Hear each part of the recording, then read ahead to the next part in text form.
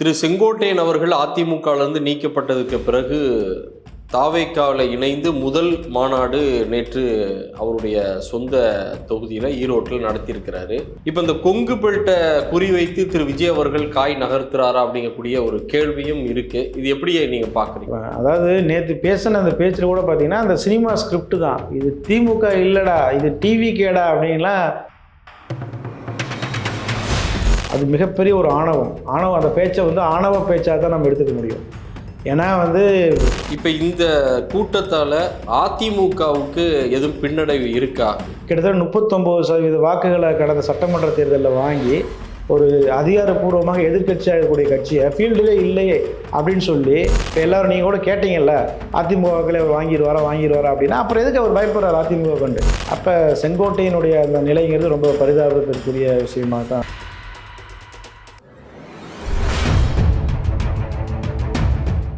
மாற்றுக்குரல் நேயர்கள் அனைவருக்கும் வணக்கம். இன்று நம்முடைய அரங்கிற்கு வந்திருப்பவர் மூத்த பத்திரிகையாளர் திரு இஸ்மாயில் அவர்கள். வணக்கம்.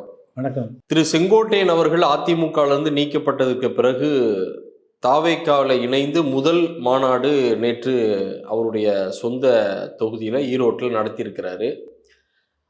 நேற்று நம்ம பார்த்தோம்னா அதிகமான கூட்டம் அப்படின்னே எல்லாருமே சொல்கிறாங்க. இது அதிமுகவுக்கு பின்னடைவா? அதிமுகவுடைய ஓட்டுக்களை குறிவைத்து தான் திரு விஜய் அவர்கள் கரூர் சம்பவத்துக்கு பிறகு தமிழ்நாட்டில் முதல் மக்கள் சந்திப்பை நடத்தக்கூடிய ஒரு விஷயமா இருக்கு. இது அதிமுகவுக்கு எவ்வளோ பெரிய ஒரு பாதிப்பை ஏற்படுத்தும்? ஏன்னா கொங்கு பெல்ட்டில் தான் கிட்டத்தட்ட லாஸ்ட்டு 2021 தேர்தலில் அதிகமான சீட்டை வாங்கியிருக்கிறாங்க. இப்போ இந்த கொங்கு பெல்ட்டை குறிவைத்து திரு விஜய் அவர்கள் காய் நகர்த்துறாரா அப்படிங்கக்கூடிய ஒரு கேள்வியும் இருக்கு. இது எப்படி நீங்க பாக்குறீங்க? விஜய் அவர்களுக்கு சேர்ந்த கூட்டம், அதை பற்றி நம்ம ஃபர்ஸ்ட் பேசலாம். விஜயை எப்போதுமே பார்க்கும்போது விஜய் பேசுவதை கேட்பதை விட அவரை பார்க்கறதுக்காக கூட்டம் கூடுறது தான் நம்ம தொடர்ச்சியாகவே பார்க்குறோம். அடுத்ததாக அந்த கூட்டம் அப்படிங்கிறது அந்த மாவட்டத்தை சேர்ந்தவர்கள் மட்டும் அங்கே வரல. நம்ம தொலைக்காட்சி சேனல்களுடைய பேட்டி கொடுக்கும்போதே விருதுநகர்லேருந்து வந்தோம், தூத்துக்குடியிலேருந்து வந்தோம்னு சொல்லி பல மாவட்டங்கள்லேருந்து வந்திருக்கிறாங்க. அப்போ அது அந்த ஊரை சேர்ந்தவருடைய கூட்டமா அப்படிங்கிற ஒரு கொஸ்டின். அடுத்ததாக கூட்டத்தை வச்சு நாம் ஒரு அரசியல் கட்சியோட வெற்றி தோல்வியை என்றைக்குமே நம்ம உறுதியே செய்ய முடியாது. சாதாரணமாக ஜான் பாண்டியன், கிருஷ்ணசாமி இவர்கள் மாநாடு போட்டால் கூட பல்லாயிரக்கணக்கானவர்கள் வருவாங்க. அப்போ வெறும் கூட்டத்தை மட்டும் காட்டி ஒரு பெரிய பிரம்மாண்டமான கூட்டம் வருது அப்படின்னா எவ்வளோ பேர் ஒரு கிரவுண்டில் எத்தனை பேர் கூட முடியும்? 10 லட்சம் பேர் கூட முடியுமா? 10 லட்சம் பேர் கூடுவதை வைத்து அது ஒரு பெரிய கூட்டம், அதை வைத்து ஒரு பெரிய அரசியல் மாற்றம்லாம் சொல்லவே முடியாது. ரெண்டாவது தமிழ்நாட்டில் எல்லா பிரபலமான நடிகர்கள் ஒரு 4-5 பேர் இருக்கிறாங்க. எல்லோருக்குமே ரசிகர்கள் இருக்கிறாங்க. நீங்கள் விஜய்க்கு இணையாக அஜித்துக்கும் ரசிகர்கள் இருப்பாங்களா? இருக்க மாட்டாங்களா? இருப்பாங்க. ரஜினிக்கு இருப்பாங்க, சூர்யாவுக்கு இருப்பாங்க, சிவகார்த்திகேயன், விஜய் சேதுபதி எல்லோருக்குமே ரசிகர்கள் இருப்பாங்க. ஒரு நடிகை வந்தால் கூட, ஒரு மொபைல் ஷாப்புக்கு வந்தால் கூட அங்கே கட்டுக்கடங்காத கூட்டம் வருது. அப்போ விஜய்க்கு வரக்கூடிய அந்த கூட்டம் எப்போ ஓட்டாக மாறும், எப்போ அரசியல் கட்சிகள் பயப்படுவாங்க அப்படின்னா அவர் ஒன்று தன்னுடைய வாக்கு வங்கியை நிரூபித்து காட்டி அதற்கு பிறகு அவருக்கு பெரிய மாசு இருந்தால் அவரை கண்டு பயப்படுவாங்க. அவர் ஒரு நடிகராகத்தான் இன்று வரைக்கும் அவர் அறிமுகமாகிட்டே இருக்கிறார். நேற்று கூட பார்த்தீங்கன்னா ரொம்ப டீட்டெயிலாக அரசியலை பற்றிலாம் அவர் பேசலை. அவருடைய பேச்சு பார்த்தீங்கன்னா எழுதி வைத்து கொடுக்குறாங்க. ஒரு ஸ்டேஜில் நின்று அவர் அந்த பேப்பரை திருப்பி அவர் பேசுகிறாரு. அப்போ என்னென்னா அவர் தனியாக அந்த அரசியல் இதை வரலாறுகளை, அரசியல் நகரில் உற்று நோக்குறவங்க தான் எந்த விதமான ப்ரிப்பரேஷன் இல்லாமல் பேசுவாங்க. 1 மணி நேரம் பேச சொன்னாலும் அங்கே நடந்த விஷயங்களை பேசுவாங்க. அப்போ அவருக்கு அரசியலை பற்றி எதுவுமே தெரியாது அப்படிங்கிறதுனால எழுதி கொடுக்குறாங்க. அதை அவர் பேசுகிறார். அப்போ அவருக்கு வரக்கூடிய அந்த கூட்டம் அப்படிங்கிறது முழுக்க அந்த இன்றும் திரைக்கவர்ச்சிக்காக வரக்கூடிய கூட்டமாகத்தான் இருக்குது. இதை வச்சு அதிமுகவை அவர் குறிவைக்கிறார், அல்லது அதிமுக இதனால் பெரிய ஒரு பலவீனம் அடையும் அப்படின்லாம் சொல்வது ஒரு ப்ரீமெச்சூர் ஸ்டேட்மெண்ட்டாகத்தான் இருக்கும். அவர் வாக்கு வாங்கி நிரூபித்து காட்டினார்னா பெரிய விஷயந்தான். இப்போது வரைக்குமே பார்த்தீங்கன்னா அவர் கூடக்கூடிய அந்த கூட்டம் கொஞ்சம் திரும்பவும் கரூரில் அவ்வளோ பெரிய சம்பவம் நடந்தும் கூட மீண்டும் மேலே ஏறுறது, இந்த மாதிரியான நிகழ்வுகள் பார்க்க முடியுது. அப்போ என்னென்னா வரக்கூடியவங்க முழுக்க அவர் ஃபேஸை பார்க்கணும். அப்படிங்கிறத வச்சு தான் வராங்களே தவிர அவர் என்ன பேசுகிறாரு, அவர் பேசுகிறது வந்து அவங்களுக்கு புரியுதா புரியலையா, அவருக்கு வாக்களிப்போம்னு சொல்கிறாங்க. என்ன ரீசனுக்காக வாக்களிப்போம் கேட்டால், ஒரு நடிகர் நல்லா சண்டை போடுவார், நல்லா டான்ஸ் ஆடுவார், பாட்டு பாடுவார், அதனால நாங்கள் அவருக்கு ஓட்டு போடுவோம் அப்படின்னு தான் சொல்கிறாங்களே தவிர ஒரு கொஞ்சம் கூட அரசியல் புரிதலே இல்லை. இதை வைத்துலாம் கட்சிகள் பயப்படுவாங்களா அப்படிங்கிறது எனக்கு தெரியல. இப்போ நீங்க அப்படி சொல்றீங்க. ஆனா அவர் நேத்து சொன்னது, என்னைய பார்த்து என்னைய பார்த்து பயம் இல்லைன்னா, ஆனா என்னைய பார்த்து பேசிக்கிட்டே இருக்கீங்களா டெய்லி அப்படிங்கிற மாதிரி சொல்றாரு. ஆனால் எனக்கு பயம் இல்லை, திரு விஜயை பார்த்து நீங்க பயப்படலாம், எனக்கு வந்து மாசான ஒரு க்ரௌடு இருக்கு, இந்த மாசு தான் எனக்கு அப்படிங்கிற மாதிரிலாம் நேத்து ஒரு பேச்செல்லாம் பேசினாரு. அது எப்படி பாக்குறீங்க? இல்லை, அதாவது நேற்று பேசின அந்த பேச்சில் கூட பார்த்தீங்கன்னா அந்த சினிமா ஸ்கிரிப்ட் தான், இது திமுக இல்லைடா, இது டிவி கேடா அப்படின்லாம், இதெல்லாம் வந்து என்னன்னா இப்படி யாருனாலும் பேசலாமே, திரைப்பட டைலாக் மாதிரி தான். இல்லை, அதுக்கும் கவுண்டர் கொடுத்துருக்காரு இல்லையா நேற்று. நான் பேசுனது வந்து சினிமா டைலாக் மாதிரி இருக்குன்னா, மற்றவங்க எல்லாம் பேசுறது எப்படி இருக்குன்னு ஒரு மற்றவர்கள் ஸ்டாலின் பேசுகிறாருன்னா, அவர் ஒரு நாளைக்கு 10 இடங்களில் போய் பேசுகிறாரு, ஏதோ ஒரு இடத்துல சினிமா டைலாக் வந்து சொல்கிறாரு. இவர் பேசுறது எல்லாமே சினிமா டைலாக் தானே. பஞ்சு டைலாக் பேசுறது, சத்தமாக பேசுறது, கத்தி பேசுறது, சவுண்டு குறைஞ்சிருச்சு, அந்த அந்த பக்கம் இருக்கக்கூடிய தொண்டர்கள் ரசிகர்களுடைய வால்யூம் குறைஞ்சிச்சுன்னா உடனே ஒரு பஞ்சு டைலாகை சொல்லி கைதட்ட வைக்கிறது. என்னென்னா வேடிக்கையாக இருக்குது. அதாவது ஒரு ஜனநாயக நாட்டில் ஒரு வாக்குரிமைங்கிறது எவ்வளோ முக்கியமானது. ஒருத்தருக்கு போடுறோம் அப்படின்னா என்ன அடிப்படையில் நீங்கள் போடுறீங்க, அவருக்கு உங்களுக்கு என்ன செய்ய போகிறாரு, இப்போ எந்த விதமான புரிதலும் இல்லை. காசு கொடுத்தா வாக்கு போடுறது, சாராயம் வாங்கி கொடுத்தா ஓட்டு போடுறது, பிரியாணி வாங்கி கொடுத்தா ஓட்டு போடுறது, இப்போ நடிகர்களுக்கு ஓட்டு போடுறது. அப்போ மக்கள் வந்து அரசியல் புரிதல் இல்லாமல் ஒரு அன்எஜுகேட்டட் இருக்கிறதுனால இவங்கெல்லாம் குளிர்காயிறாங்க அப்படின்னு தான் சொல்ல முடியும். இப்போ இந்த கூட்டத்தால் அதிமுகவுக்கு எதுவும் பின்னடைவு இருக்கா?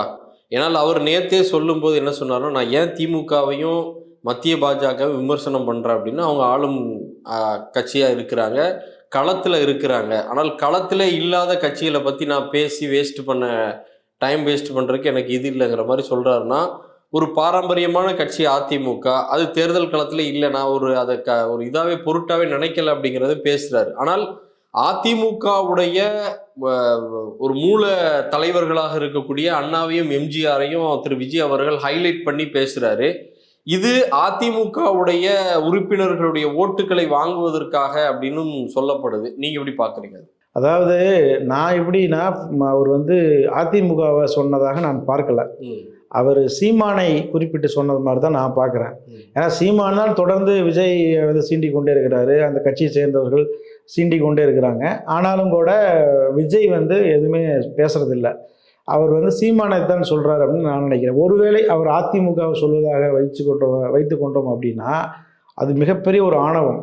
அந்த பேச்சை வந்து ஆணவ பேச்சாக தான் நம்ம எடுத்துக்க முடியும்.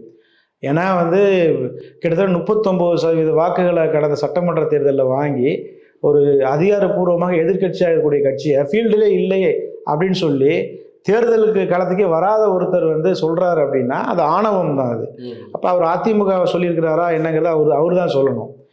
அரசியலுக்கு வந்துட்டார், தேர்தலை எதிர்கொள்ள போகிறாரு, அப்போ பெயர் குறிப்பிட்டே சொல்ல வேண்டியதானே, அதில் என்ன ஒரு பயம்?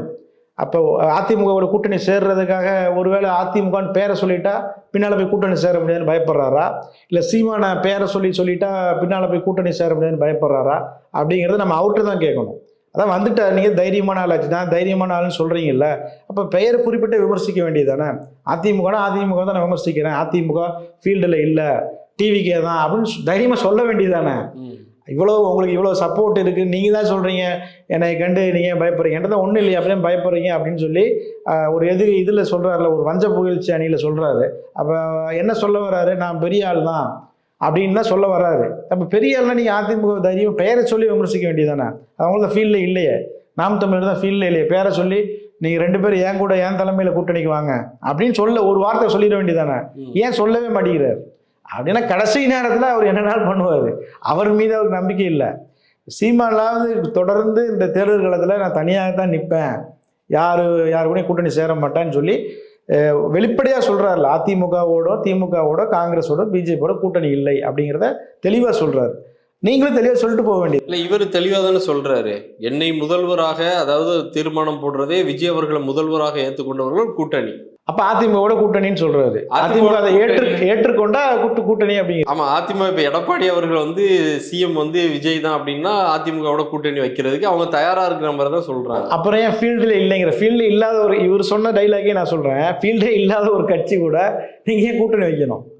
ஃபீல்டு இல்லாத கட்சி பெருசா அவர்களால் தாக்கத்தை செலுத்த முடியல, அது அதிமுக வாக்குகள்லாம் நீங்கள் வாங்க போகிறீங்கன்னு வச்சுக்கோ ஒரு பேச்சுக்கு. அவர் அதை அப்படி தானே போயிட்டுருக்கிறாரு. அதிமுக இப்போ எல்லோரும் நீங்கள் கூட கேட்டீங்கல்ல, அதிமுக வாக்குகளை அவர் வாங்கிடுவாரா அப்படின்னா அப்புறம் எதுக்கு அவர் பயப்படுறாரு அதிமுக கொண்டு? அதிமுக வாக்குகளை பூரா 35% வாக்குகள் அதிமுகவுக்கு இருக்குன்னு வைங்களேன், 20% இவர் வாங்கிடுறாரு அப்படின்னா இவருக்கு ஆல்ரெடி ரசிகர்கள் தொண்டர்களாக இருக்கிறாங்கல்ல, இவர் ஜெயிச்சுட்டே போயிடலாமே. அப்போ அதிமுக வாக்குகளை இவரால் ஒரு நாள் வாங்க முடியாது. கூட்டணி பிற்கால இனி வரக்கூடிய நேரங்களில் திடீர்னு கூட்டணி சேர வேண்டிய ஒரு நிலை ஏற்படுங்கிறதுக்காக அடக்கி வச்சுட்டு இருக்கிறார். அப்புறம் இவ்வளோ பில்டப். இப்போ திமுகவை கடுமையாக விமர்சனம் பண்ணுறாரு எல்லா மேடைகள்லையும், ஆனால் அதிமுகவை சைலண்டாகவே விட்டுறாரு. ஆனால் அதிமுகவுடைய ஐக்கானாக இருக்கக்கூடிய அண்ணா திமுகவுடைய ஐக்கான்ஸ் அப்படின்னா அண்ணா, இன்னொன்று வந்து எம்ஜிஆர், இந்த பாணியில் நேற்று அவங்க வந்து பொது சொத்துன்னு சொல்லிட்டு நேற்று வந்து பேசினார்.